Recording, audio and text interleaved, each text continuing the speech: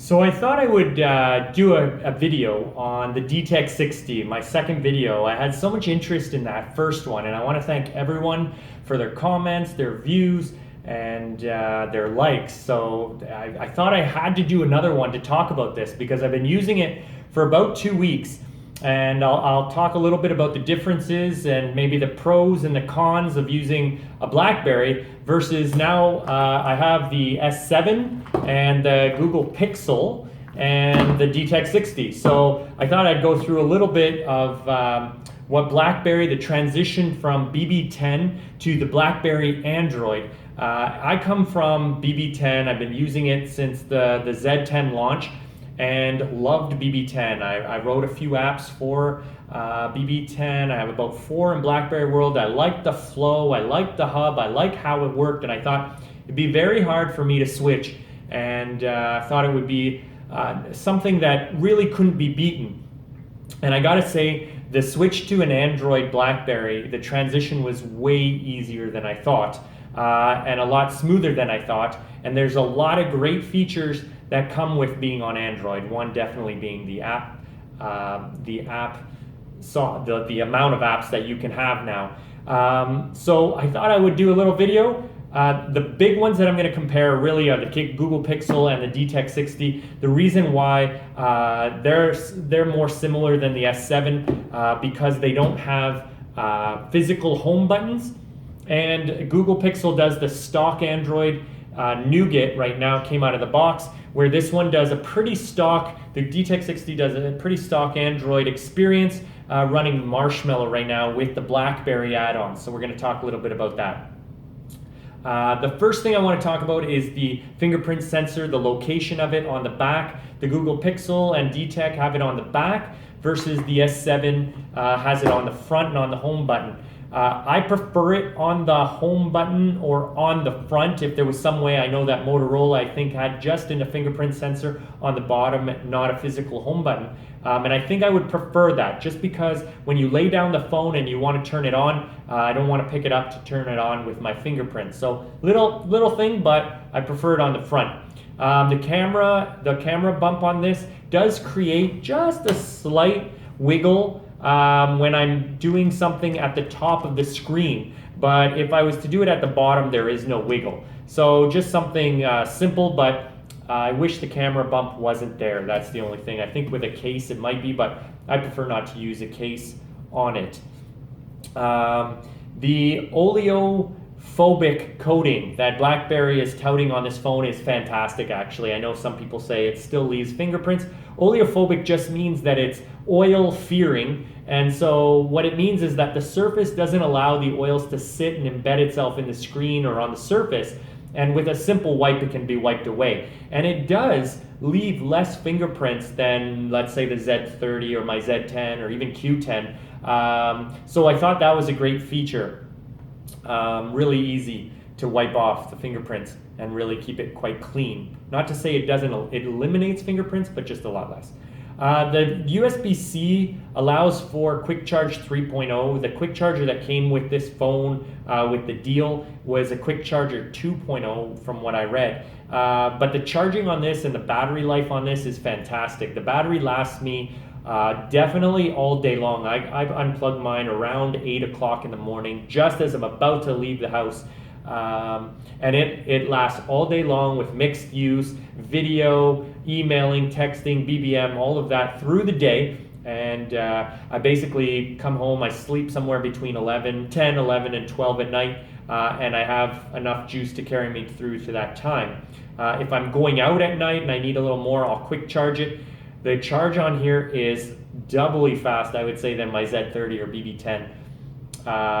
And so, it takes about an hour or so to get this to full charge with the regular charger that comes with the DTEK60. With the quick charger, it's somewhere around 45 minutes or so, depending on how much. So another little nice feature that BlackBerry did that it has a green line that goes up the side when it's charging. And so when you plug it in, a little green light shows, or yellow or red. Red meaning you need a lot of charge, yellow meaning it's medium, and green means you've got a pretty good charge and you could probably last a little while. So I love that little green feature.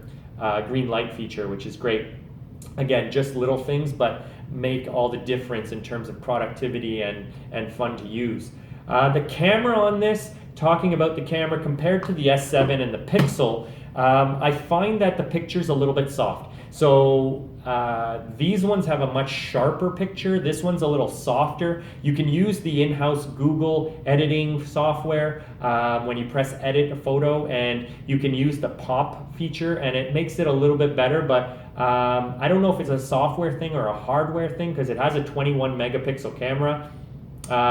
So I thought the picture's just a little bit soft, so I hope that improves over time. It has a little exposure dial at the bottom of the camera app, and that I do love actually. As I'm taking a picture, if the lighting's not great, I can change the exposure right on the fly, and it makes for a really, really great experience on the camera. So picture quality is great.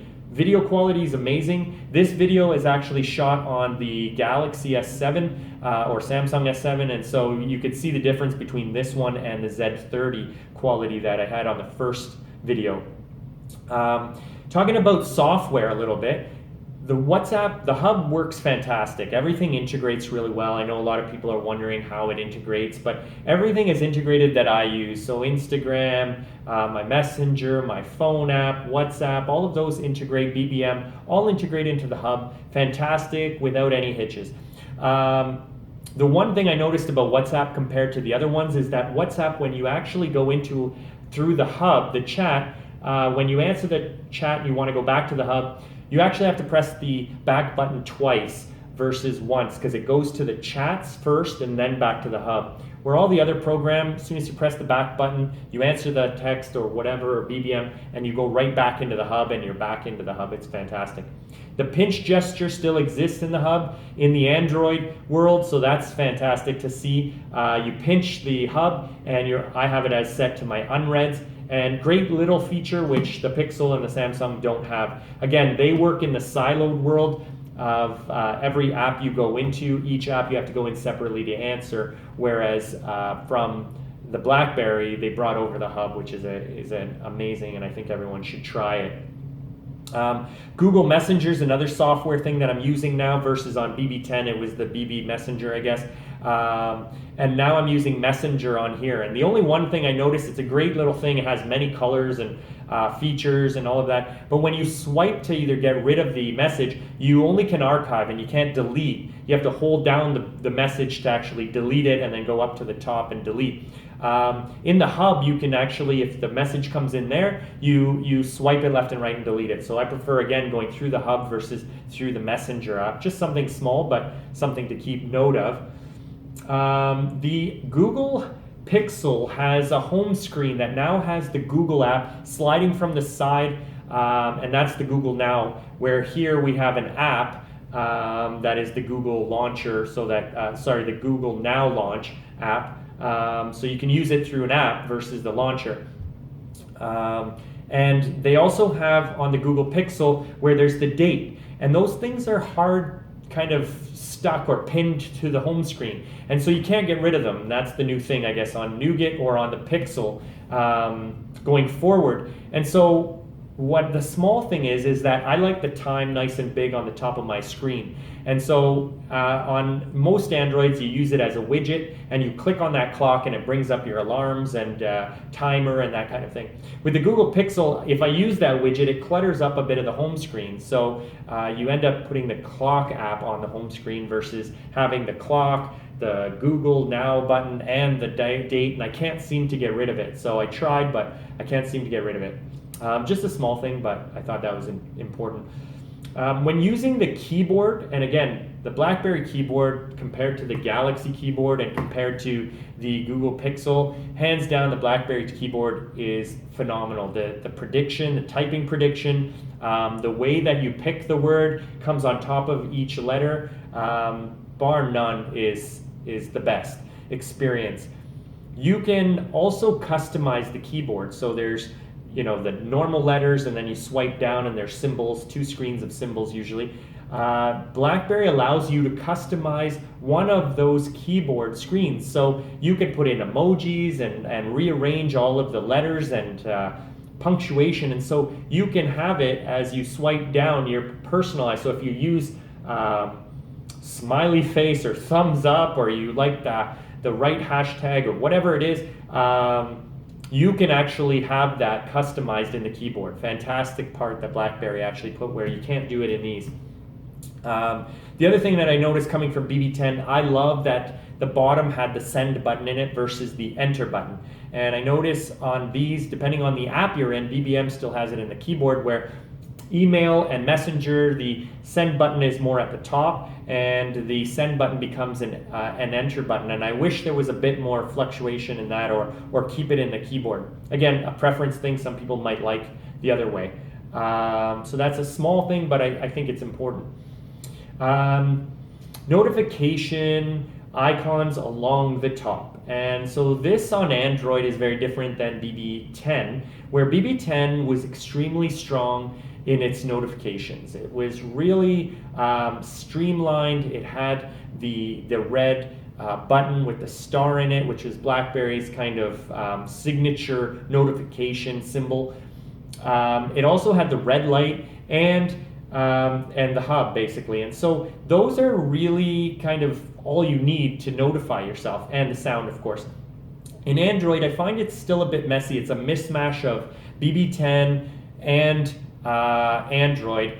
Android alone on these two phones, the notifications are definitely, I guess, trying to get better or closer to what BlackBerry had. They're a bit weak in terms of that. And their solution to it is to place all the icons at the top. And so there's like a mismatch of icons along the status bar, which, you know, you have to kind of try to get through. Or you pull down and you see a whole bunch of notifications, and it gets really messy because there's app updates, there's your email, and there's all these different things that come up, and you kind of click on them, and they're not persistent. So I think that could improve definitely in here. The Galaxy has an LED on the front. The Pixel does not. The BlackBerry has the red light. Again, it's smaller, dimmer. They have an LED flash for the front-facing camera. I wish they would have had the LED that size, but it's still great. The notifications, the only thing I would notice on the BlackBerry Android is that it doesn't always come on. So when I have it in priority, or when I go to bed at night and it's in silent mode, the notifications in the light should at least still illuminate. So when I wake up in the morning, I know something's there. In BB10 it did. In this phone, it seems to also go to sleep, and so the light doesn't always keep going, and so I have to tap it on the first thing in the morning, and then through the day it's getting it, but when it goes into priority mode or silent mode, it doesn't show up. So I think they need to have that as a systemic override, so that the light does come on always. Turning off what I did here, because of all the redundancy, so on Android you have the little red symbol, you have the icons that come up at the top on the status bar, you have notification bar come pull down, and then you have the hub, and then you also have these icons that BlackBerry tried to add in at the top. I didn't really like those, so I turned them off because I don't need 15 ways of trying to tell me that I have a BBM. I turn those off, and I think it's better, and I try to turn off as much as the notifications in the status bar as I could. So that's definitely something you can work through, and a work in progress. I think it'll get better as BlackBerry gets better. The apps drawer, or if you want to say the square button at the bottom right, when you click on it and you switch between apps, or you see your minimized apps, on the BlackBerry, you can pick between 3 different styles. You've got Tile, you've got Rolodex, and you've got Masonry. It comes default in Masonry from what I saw out of the box. And Google Pixel and the Samsung, you can't change those. They come in the Rolodex. But the one that I love the best and is very comparable to BB10 is the Tile mode. And it just makes it really nice to see all of them in a big screen for sure, all tiled instead of the Rolodex and flipping through. You have the clear all button stuck on top of all of that, so you can clear it really quickly and it never goes missing. On these two, I find that it's a little harder to find the clear all. On the Pixel, you have to scroll through the Rolodex to get to the top, and then it's finally there, clear all. So it's a little more cumbersome there. I found that when I was running in Masonry, if you want to call it, mode, that the actual phone slowed down a bit, and I thought it was the masonry that did it. It slowed down a bit, so that I know there's a few people that talking about how quick the phone is. I think if you move to tile mode, it may switch, and I found that it improved it. So the tile mode worked really well. There's two huge features that BlackBerry did, and the swipe up from the bottom. And the Google used to have swipe up from the bottom and it would bring up the Google Now app. Now it's Google tap on, or tap, and then they have that slide bar at the top, and then now they have Assistant if you hold it down. BlackBerry did in BB10, the swipe up would minimize or start your phone. And then you had the arc right to get to the hub anytime you're in any app, so you can peek. And what they did with this was they kind of brought a real hybrid here, and they actually, I didn't know you could make it better, but they made it better. There's a swipe up, there's a arc right and an arc left, and you can set 3 different apps for each one of those functions. And from any app, you can arc right, I have it at settings, arc up is my hub, so I can get into hub from any app, I swipe up and it's there, and arc left is my device search, and that's another thing I find is lacking in the other two, where the DTEK60 or the BlackBerry, they've done a pure universal search. So if I search by a person's name or an app or a picture, it searches my whole phone and everything I've given permission to, and it brings up everything that has that. These two, from what I've seen so far, do not have that. So that's what I have in the 3 things, and you can do that from any app. It's fantastic. The other thing that they did was on the icon, they have pop-up widgets on the icon. So what that means is if the developer put in a widget, what it'll do is it will put 3 dots underneath the icon. And anytime you see an icon, for me it's the Starbucks app and the Score app that I've kept on. The other ones I've pretty much turned off because I don't really like them that much on those apps. But the Starbucks app, rather than going into the app, you just swipe up and I can go into the pay feature. In the Score app, I can set it to a very specific score, for instance, the Toronto Blue Jays, and then you'll basically see the score as I swipe up on that icon. So a really nice feature. You can turn them on, turn them off as you need. It's really nice.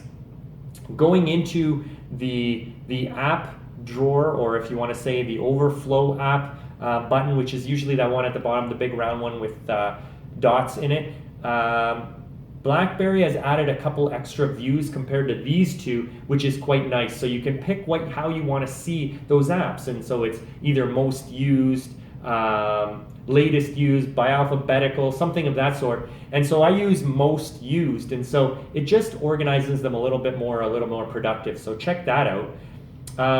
It also, the BlackBerry launcher, how you get to the settings of it, you can actually press on that that overflow app button, and then you go up to the right hand side and there's a gear there, and that's how you get into the BlackBerry launcher settings.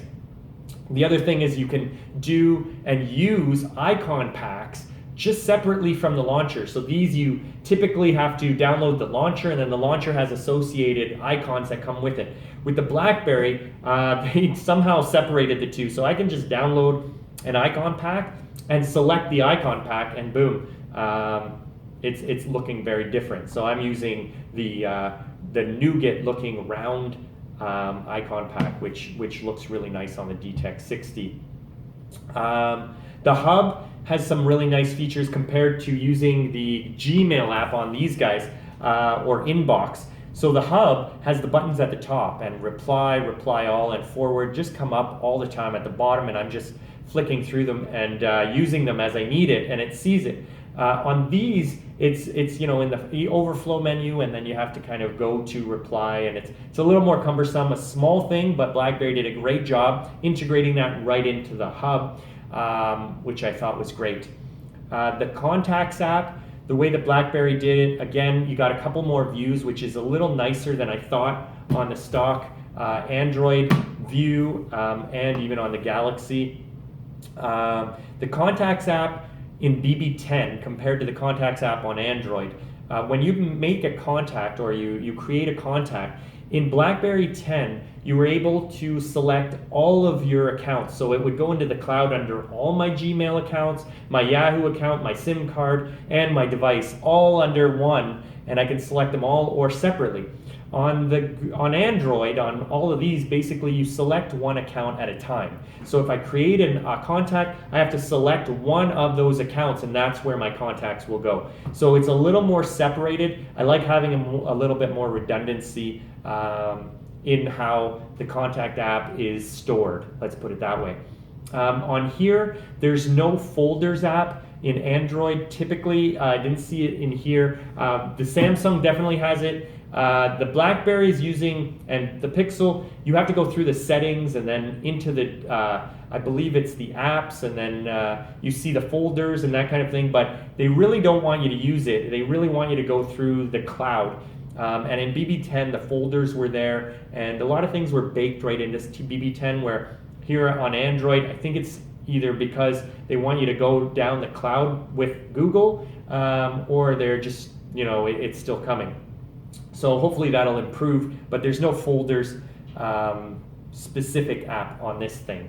The calendar on the BlackBerry calendar versus the Google calendar. Actually using the two now, I actually like the views of the Google calendar a little better than the BlackBerry calendar. The BlackBerry calendar, although looking professional, I feel like it's a little more corporate, and it doesn't give me a general overview as nice as the Google calendar. So I use Google Calendar on this now because we have the choice of all the apps that Google can provide. So that's fantastic. So check out the agenda view in Google Calendar. I think you'll be surprised how nice it is.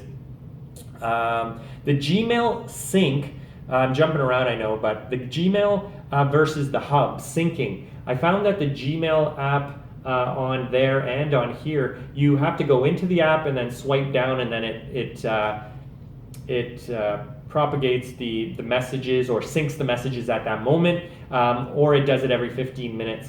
But if you're in between and I want to send a message, I find it a little slower on the Google and the Samsung using Gmail, of course, than actually the Hub. It comes through right on the Hub. I think the syncing's better on the Hub, how they've done it. As soon as you launch the app, it syncs right at that moment, and then goes idle and then syncs at that moment. So it works a little smoother, and I find it a little bit better. Another feature that I love is the tap to wake feature. I haven't found it on either one of these. I think the Galaxy, you can do it in some extra settings somewhere, but I haven't been able to find it. The Google Pixel hasn't had it. I don't know how to wake up the phone without pressing the home button on the Google Pixel, unless I do some sort of third-party apps on these. And then you have extra settings where BlackBerry has added the double tap to wake the device. And it's fantastic, and double tap to put it asleep again, so I can do it right from the table, and it doesn't use a lot of battery, which is great. Again, how you set up your Google accounts in each one of the apps is important as well, because Google wants you to sign into a very specific account for each one of these apps.